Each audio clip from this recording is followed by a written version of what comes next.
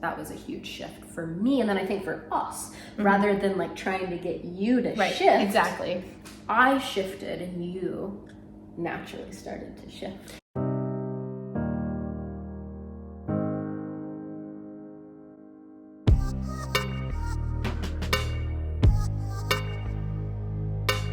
Hi, beautiful beings. My name is Brittany. And I'm Bridget. And today we're going to be talking about dealing with exes and past baggage in a new relationship. Yes. Not that our relationship is new, but we did deal with those things when it was new. Yeah. I think this is an important topic to talk about. Yeah. For sure. And we've had a lot of different experiences navigating other intimate beings in our relationship. So yeah, for sure. This kind of feels twofold for me. There's like us and our relationships with our exes, which I think is an interesting thing to talk about, and our experiences with that. And then there's baggage that we can bring. Baggage, it's an interesting term. Maybe patterns that don't feel completely in alignment for us. I love that. That's what baggage means. Yeah. That we are bringing, that we're either initiated in a relationship with an ex or exacerbated, or like maybe from childhood, but it came up in a relationship with an ex. So like anything that we're bringing with us that is not feeling aligned, that may impact our new relationship. I love that. Yeah. It was cool starting our relationship while you had baggage, other dynamics and patterns in play with Connor, while not wanting to, right? So those things are still existing while we're starting a new relationship and trying to not carry some of those in. Totally. And in a way, so starting our partnership while I was in another partnership, if you're curious about this, you can watch our video on monogamy, polyamory, are we polyamorous? And our podcast has so much of the juicy. Yeah, it does. We were really sharing a lot of the stuff when it was alive, and for sure. So yeah, there's links to both of those below. But yes, we have an open relationship. We've always had an open relationship. And when we started our relationship, I was like, Connor and I were very much in partnership and having a child together and all these things. And so in a way, it was really cool because Bridget got to see so overtly like the beautiful things about our relationship, the challenges of our relationship, the challenges that might be triggered by Bridget in our relationship. And in a way, it was like very overt. Whereas people in a different situation, like a lot of the time there's this phase where things aren't coming up in a relationship. You don't see those things, but then they come up later. Right, they come up over time. And that's more been my experience with you, is like learning about patterns that maybe you had in a relationship that you got to heal here. Yeah. And I think like everything else we talk about, doing our own work, like doing the work, that deep internal work of great self-awareness, tuning into your daily rhythms, how you feel, understanding what alignment for you actually feels like, so that you know when you're out of alignment and when you can tell you're doing something that's either like pushing or pulling. I think that can come up in relationships. It's like, I'm either trying to cling to this person or push them away in one way or another. And why am I doing this? Okay, probably I feel unsafe on some level, or there's not space for me to be all of me because of something I'm bringing from the past. It's a story. It's an idea. It's not based in reality. Maybe it seems like reality because I'm recreating that. But I think that's a way it can show up, is like starting in your grounded center, then hanging out with your person and noticing, like, am I feeling off balance? Am I pushing or pulling? I love that. And I love that you named it as a story, because I think that's what, bringing in baggage or patterns from other relationships is. We had this experience. This is a dynamic, a pattern that we played out. Yes, maybe we took it on from childhood, or, just younger years having relationships, and So we have this experience, and then that is now our story.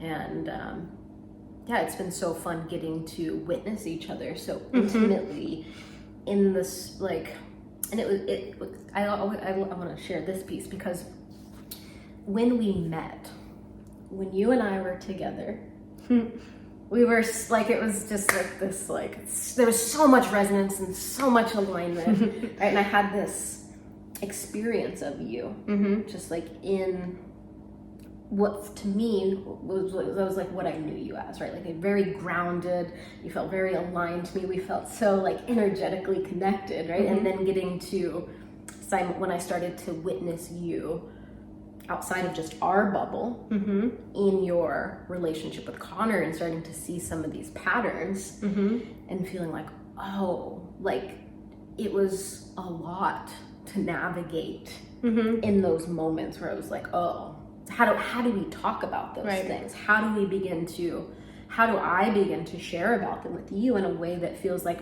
I'm not judging you or pointing out these things, but we're getting to really nurture them and witness them and heal them and talk about the things that we don't want to carry into our relationship. And I think that's could be fun to talk about. Is like, how do we heal the patterns or the stories of the past? Well, yeah, so to give an example, I think caretaking past the point of resonance is something that can come up for me, because I love to caretake, and it's such a part of who I am. I naturally want to support others and do things that would light them up, that feel inspired and aligned for me. And in partnership, it has been easy this life for me to give more than what is aligned. And it's interesting, I want to name too that every pattern is co-created. So we may hear about somebody's experience and like think as if like one person is in the right and one is in the wrong, or like one's the victim, one's the perpetrator. But the truth is, all these patterns are co-created. So it's not like there was a good or bad. And I think that's been cool, as a side note, that like you, Connor, and I are also intimately connected in our family now. Like we all function so well as a family. We're all really close and friends. So we can see how these things really weren't personal, and they weren't any of our highest expression of self or how we wanted to live, but you can kind of get into these patterns. So with the caretaking, I think you and I have done a lot of work around that, and maybe you can speak from your own experience of like giving and caretaking past resonance. But I think something that was really helpful for us was just to like pause and name it without judge in the moment when it was happening. Or later if like it didn't make sense in that moment. But like we, in our last video, we did our weekly check-in. That's a nice time to just be like, and even just to name it as our, like, I'm noticing this pattern. It feels like an energetic thing, and I'm wondering if you think that sometimes you might be showing up and giving past a point of resonance. And caretaking, maybe you feel like it's your job or your duty, or you're somehow like naming it as like that, like an inquiry, a curiosity, like I'm noticing this thing, and not, rather than saying like you're doing this thing. And usually if we're really tuned into somebody else's pattern, it's because it's a pattern within us as well. So maybe saying like, I can be really sensitive to this pattern because I know that I have done that in the past, or I witnessed my mom doing that, or like whatever the thing was that made it more, sensitive for you to be witnessing that pattern.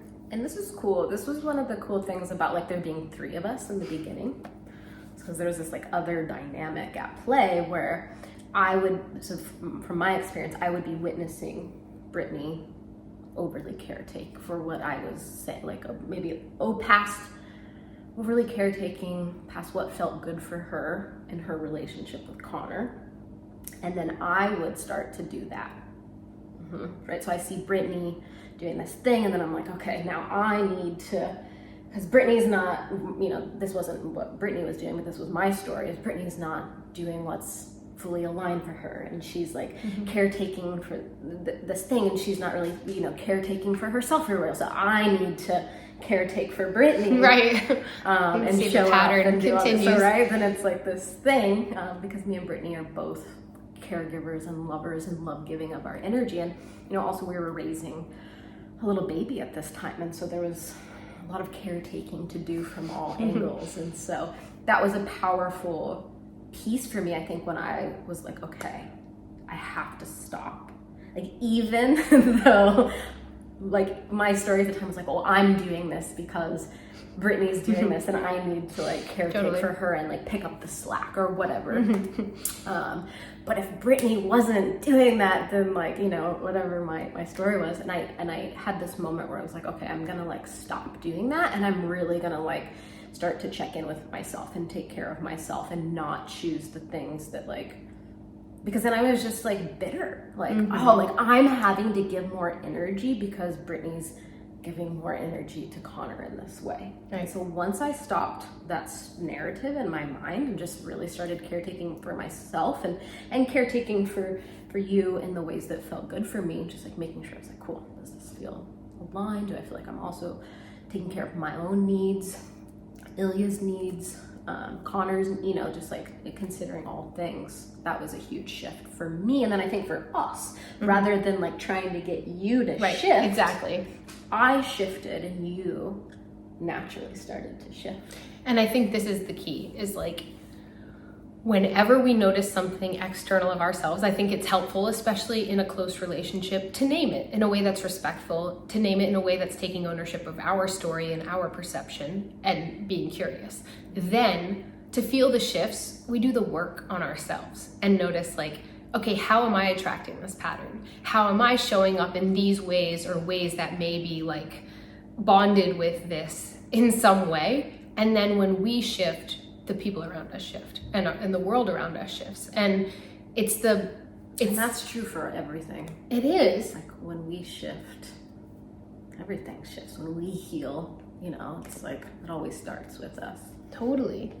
Yeah, it does. And it's so palpable. It's in my experience, it's a pretty quick shift, actually. Like when we decide to stop leaving our place of like centered resonance and alignment. And there's less push and pull. Like you were naming in the beginning, it just feels like, oh. And it's attractive. Like when somebody's living that way, we want to do that. And if I saw Bridget like saying no to something she didn't want to do, or nourishing herself, then I would feel like, oh, that's so attractive. Yeah, like I want to live in that way too. And it really brings you back to yourself to see somebody else living such a sovereign existence. And this is like one overt example, but there's like a lot of little subtle ways this can show up in a day in someone's life. And maybe taking note of like, where are you inspired by people and why? And a lot of the time I find it's because people are doing them.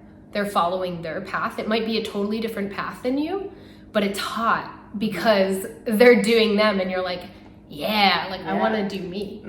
Rather than being like, I want you to change so I can do me. Right, that's needy and unattractive and not helpful and like disempowered and not actually going to get us what we want ever. Like attraction does, pulling or pushing, it's never going to get us there. Yeah, I love this topic. I realize this video is already 13 minutes, and I wonder if we want to talk about our relationship with our exes, or maybe we do that as a part 2. Because I think that's a fascinating part 2. Yeah. Okay. We'll do a part 2. Okay, we're gonna do a part 2. Okay. All right. Thanks for tuning in.